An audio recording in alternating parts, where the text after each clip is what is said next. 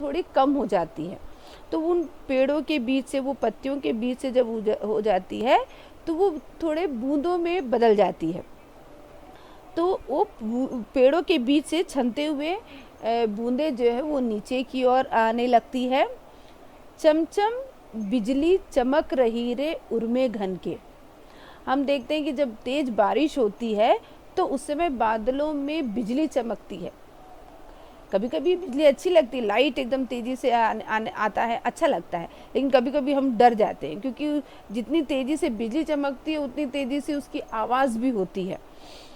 तो ये बिजली कहाँ चमक रही है? घन के उर में, अर्थात बादलों के हृदय में। उर का अर्थ होता है हृदय।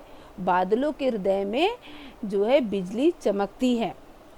थम थम दिन के तम में सपने जगते मन के। थम थम मतलब रुक रुक के वो दिन में ही क्या हो जाता है, अंधेरा छा जाता है। जब बहुत बारिश होने लगती है तो दिन में एकदम चारों तरफ अंधकार सा छा जाता है। तो उस समय जो है अलग अलग भावनाएं हमारे मन में आती है। कोई सोचता है कि ऐसे मौसम में थोड़ी गर्मा गर्म चाय मिल जाए, पकौड़ी मिल जाए तो बहुत मज़ा आ जाए। बच्चे सोचते हैं कि हम बाहर जाकर बरसात में खेलें, कागज़ की नाव बनाएं, हम उसमें मज़ा करें। यानी कई विचार, कई प्रकार के सपने जो है वो हमारे मन में आने लगते हैं। ठीक है, तो उसके बाद दूसरा अनुच्छेद हम लोग देखेंगे। दादुर टरटर करते झिल्ली बजती झंझन। अब यहाँ जो छोटे छोटे कीड़े मकोड़े या छोटे छोटे जो जीव है उसका, उनका भी यहाँ पर उन्होंने वर्णन किया है। जो बरसात के मौसम में इनकी संख्या दुगुनी हो जाती है, दुगुनी क्या कई गुना बढ़ जाती है इनकी संख्या।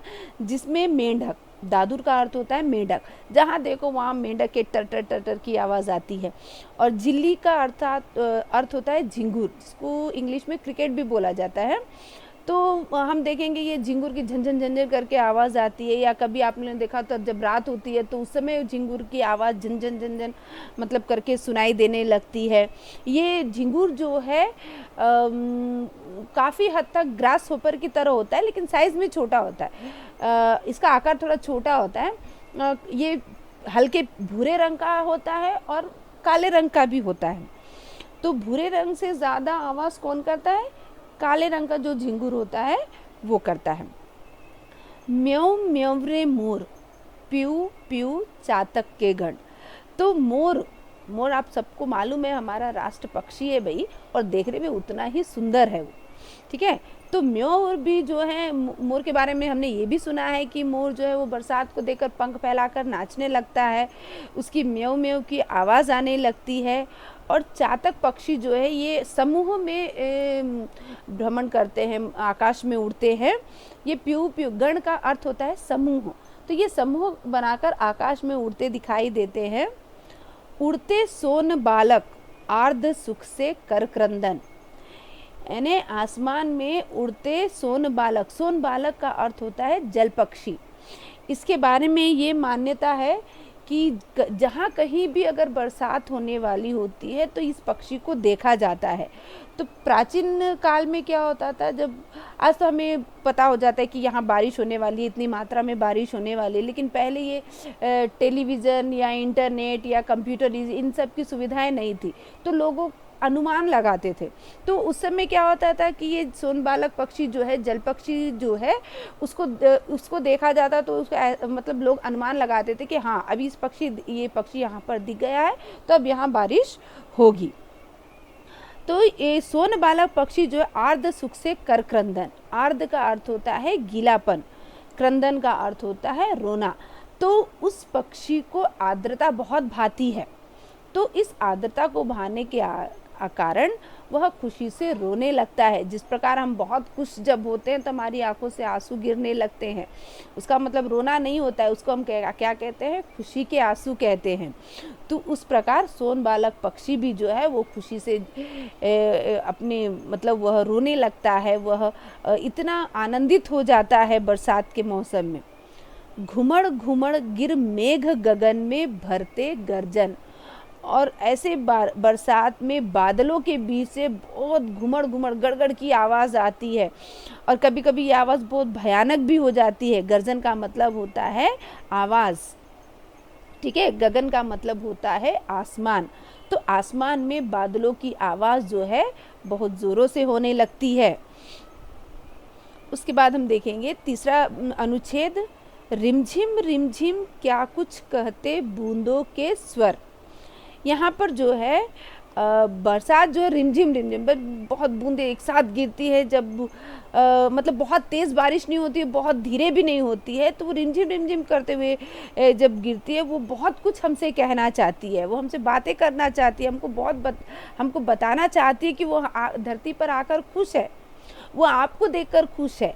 यानी जब बरसात होती है तो आप खुश होते हैं, तो उसको देखकर वो भी खुश होती है। ठीक है, वो बहुत कुछ हमसे बताना चाहती है। रोम सिहर उठते छूते वे भीतर अंतर। रोम का अर्थ होता है रोया, जो हमारे हैंड्स में जो गूबम्स बोलते हैं ना, जो ठीक है।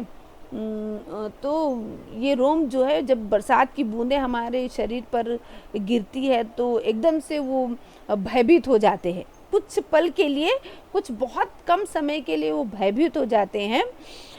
और उसके कारण क्या होता है, हमारा भीतर अंतर, भीतर मतलब अंदर, और अंतर का अर्थ होता है हृदय।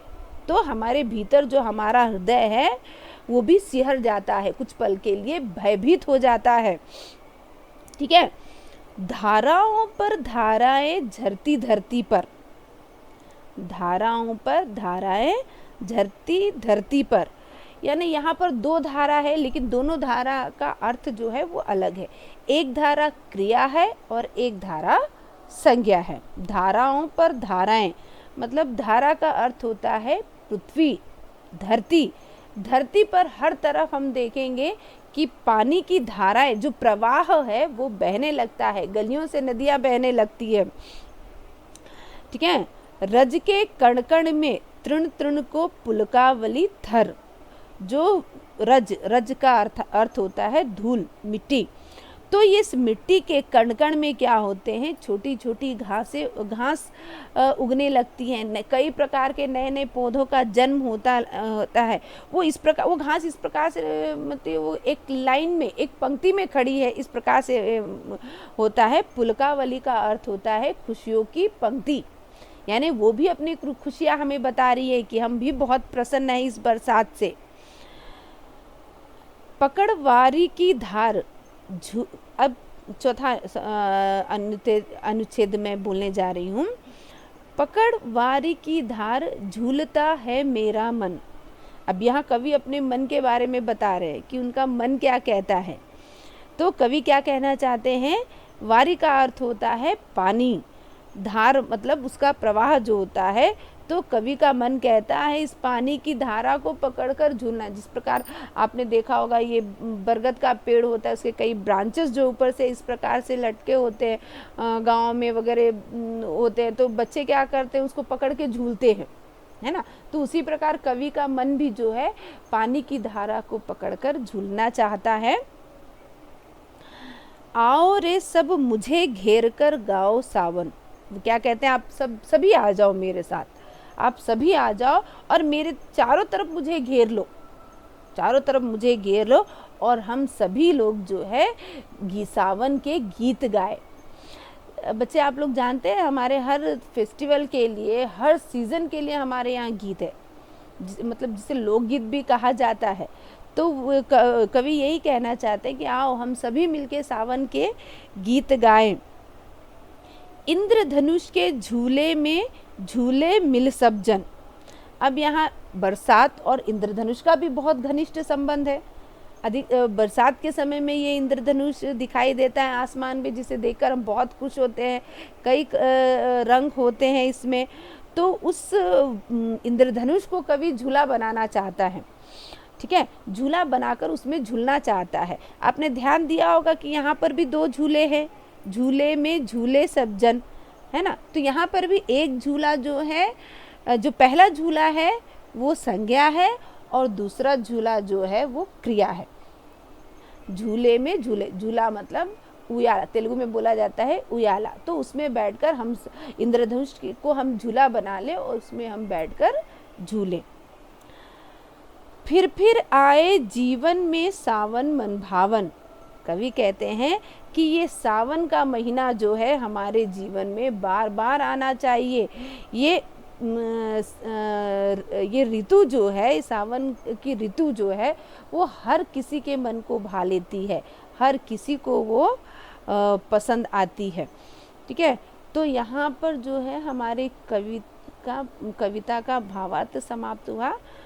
तो जो भी आपकी शंकाएं हैं आप नीचे कमेंट में लिखकर भेजिए। अगर मुझसे कुछ गलती हो गई तो कृपया करके उस गलती को भी लिखिए कि मैं अपनी गलती को सुधार सकूं। मैं चाहती हूं कि मैं सिखाने से ज़्यादा मैं खुद सीखूं भी। धन्यवाद।